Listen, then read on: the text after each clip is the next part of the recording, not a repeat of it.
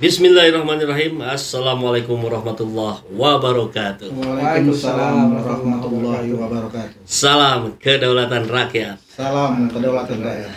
Ya, sahabat SC Channel semua, saya hari ini didampingi oleh dua orang ketum. Tiga ketumnya. Tiga ya? Tiga dong. Saya ketum komandan. Di sebelah kanan saya ada ketum Ranis, ya, relawan nasional Anies Baswedan. Relawan Nasional Indonesia Anies. Ya, relawan Nasional Indonesia Anies. Disingkat Ranis. Ranis. Dan di sebelah kiri saya ada ketum Jabar Manis, tapi menasional. Ya, terkait dengan dinamika politik kita hari ini menarik juga kalau kita melihat sepak terjang dari sosok Erick Thohir yang kemarin lagi sibuk katanya jadi panitia nikahannya Kaisang ya. Kaisang Erina. Ya, tapi tentu itu bukan bahasan kita. Bahasan kita adalah bagaimana seorang Erick yang rupanya terus melakukan upaya-upaya baliho, kemudian sembako dan segala macam itu menjadi mirip-mirip dengan yang dilakukan oleh Ganjar dan Puan dan seterusnya lah. Yang itu tidak ada di kegiatan-kegiatan Anies Baswedan itu sama sekali tidak ada. Tentu ini menjadi sebuah perbandingan yang patut dicermati oleh sahabat SC Channel semua, oleh rakyat Indonesia, bagaimana cara-cara yang berbeda dilakukan oleh beberapa pihak termasuk tentu kubunya Anies Baswedan.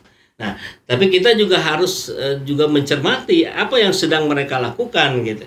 Nah, ada tulisan menarik dari Radar Aktual yang ditulis oleh Pak Tarmizi Yusuf. Ini menjadi sebuah catatan penting bagaimana melihat konstelasi politik terkini. Nah, terkait dengan Erick, Ganjar, Jokowi, ya. Gimana itu, Bang? Catatan yang trending itu di Radar Aktual. Ya. Silakan. Jokowi hari ini itu sedang liar. Karena Ganjar dan Erick itu terancam tidak dapat partai politik. Kenapa saya katakan begitu? PDIP sudah punya Puan Maharani. Ya, dan Puan Maharani saya kira layak untuk menjadi presiden. Sangat layak. Sangat layak.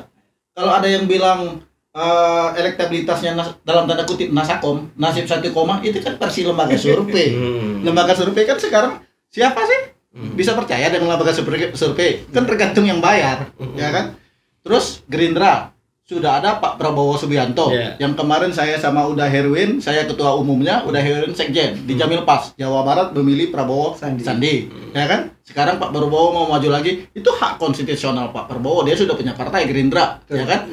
Terus kalau kita lihat Airlangga Hartarto, itu sudah diputuskan di dalam Munas. Tidak bisa di Munas Golkar, tidak bisa diganti secara merta bahwa Ganjar bisa mengganti calon presiden kalau tidak bisa. Airlangga Hartarto, siapapun itu adalah putusan Munas Golkar, dan kita harus hormati itu. Demokrat sudah punya AHY. Nasdem sudah punya Bapak Anies Rashid Baswedan. Nah, yang belum punya itu P3 dan PAN. Sama PKS. PKS sudah condong-condong ke arahnya ke Pak Anies. Sementara P3 dan PAN itu di persimpangan jalan antara Ganjar dan Pak Anies. Di bawah ingin Pak Anies, sementara di elit masih berhitung, berkalkulasi ada apa di balik apa. Tapi konon kabarnya insya Allah pertengahan 2023 tidak menutup kemungkinan PAN dan P3 mendukung Pak Anies. Lalu partai apa yang akan mendukung Ganjar? Kemarin Pak Zulkifli Hasan menyodorkan nama Ganjar Pranowo di KIB, Koalisi Indonesia Bersatu. Golkar menolak. Kami sudah punya Airlangga Hartarto. Tinggal P3. P3 tidak ada komentar karena memang arus bawah P3 mengendangi Pak Anies. Sementara arus atas belum ada sampai hari ini komentar apapun akan arahnya kemana. Di persimpangan jalan. Oke. Saya kira harus kita akui juga memang angka Ganjar ini cukup besar gitu ya. Artinya kan itu harusnya menjadi magnet juga bagi partai-partai yang ingin mendompleng lah gitu ya, mendapatkan efek ekor jas gitu. Apakah tidak mungkin bahwa sebetulnya anggaplah misalkan Golkar kan kita lihat selama ini juga selalu main di banyak kaki gitu. Ya demi daripada kekeh Erlangga misalkan gitu, tapi nanti nggak dapat efek ekor jas, mendingan Ganjar aja lah, nanti terkerek nih Golkarnya gitu. Kemungkinan ke arah sana udah Erwin dulu, kira-kira gimana tuh? Baik, bismillah.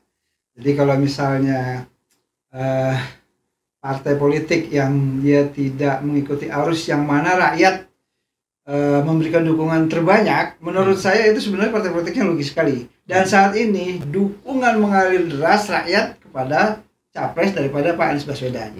Jadi kalau misalnya mereka tadi seperti yang dikatakan Bang Saiful Jamal tadi, kalau dikatakan gimana nih kalau nanti seperti Golkar kan, kalau dia tidak memberikan dukungan kepada misalnya ke Anies atau dia ke yang lain, dia rugi lah. Jadi efek ekor jasnya tadi dia rugi. Tapi kalau dia pinter jeli seperti Nasdem, nah kemungkinan besar dia akan besar suaranya. Oke. Berarti kemungkinan Golkar ke Anies sebetulnya kansnya ada ya? Kalau saya rasa kalau dia harus bawah dari Golkar, terutama rakyat yang masih punya hati nurani, itu saya sangat yakin sekali orang Golkar bawahnya itu insya Allah pasti dukungnya Anies. Nah, itu sangat yakin saya. Gimana tuh Pak Adam? Kalau saya tadi mengatakan bahwa elektabilitas Ganjar menurut survei 33 sekian persen dan hanya terpaut 1,7 sekian persen dengan Anies. Pak Anies gitu ya. Kalau Pak Anies kan jelas. Dia elektabilitas 32,2%. Masanya banyak. Ya. Lah kalau Ganjar elektabilitasnya tinggi. Waktu dia jalan pagi aja di Kebumen itu adalah basisnya PDIP. Nggak ada yang ngikutin tuh. Kalau Pak Anies jalan santainya, jalan paginya penuh. Orang nggak bisa jalan, sesak. Lihat di Ciamis, lihat kemarin di Padang, lihat kemarin di Riau, di Aceh, penuh itu. Dan itu nggak rekayasa. Itu adalah tidak ada mobilisasi, masa murni. Nah yang jadi pertanyaan kalau itu baru jalan santai. Baru jalan santai. Gimana kalau jalan serius? Kalau jalan serius, bisa Bandung ini Datuan Anies. Nah ini membuktikan bahwa kalau memang elektabilitas Ganjar itu benar 33%, kok masanya nggak ada. Terus kok yang datang itu kok dibayar? Kok bagi-bagi sembako? Piye itu? Kan gitu. Artinya data itu sangat diragukan. Sangat diragukan. Tergantung siapa yang survei kan gitu. Dan Kebumen, kalau itu di Kebumen loh, basisnya PDIP.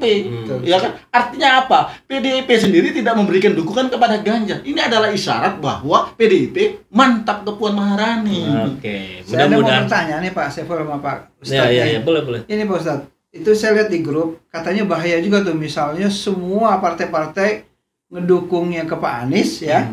Kemudian nanti bahayanya takutnya pemilu malah ditunda karena cuma satu misal kalah gitu, misalnya PDI yang lainnya dukung Anies, gimana Pak Ketum tuh? Iya, kalau kata Bang Edi Mulyadi, kalau pemilu ditunda satu hari aja dia di istana kita usir.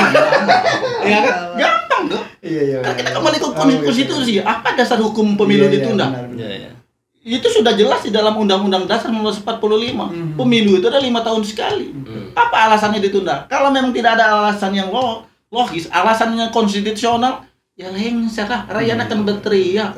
Apalagi semua partai mendukung Pak Anies. Oke.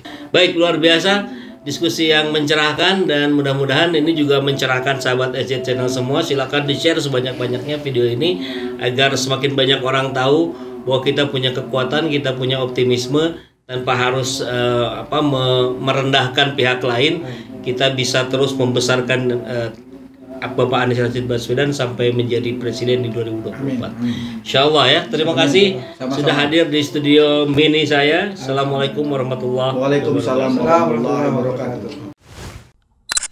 Alhamdulillahirrabbilalamin. Saat ini banyak sekali sahabat-sahabat dari Saiful Jamal Channel yang menjadi patron dari kegiatan ini, yang mendukung, yang mensupport dengan berbagai cara. Luar biasa, via WhatsApp, via grup, via media sosial lainnya. Bahkan tidak sedikit yang kemudian mendonasikan uangnya untuk perjuangan kami di medan dakwah ini. Ya jelas hal ini sangat membantu keberlangsungan channel ini, karena kebutuhan pun kemudian bertambah. Tidak bisa lagi ini dikerjakan oleh 1-2 orang. Kita harus merekrut lebih banyak orang. Dan itu jelas membutuhkan dana yang tidak kecil. Nah, oleh karena itu buat sahabat-sahabat semua yang terus mendukung kami, doakan juga kami untuk mampu istiqomah, untuk mampu terus menyuarakan dan menggemakan suara hati rakyat. Dan seperti biasa, bagi yang ingin membersamai kami dengan membantu operasional channel ini, sahabat bisa mendonasikannya ke nomor rekening yang ada di bawah sini.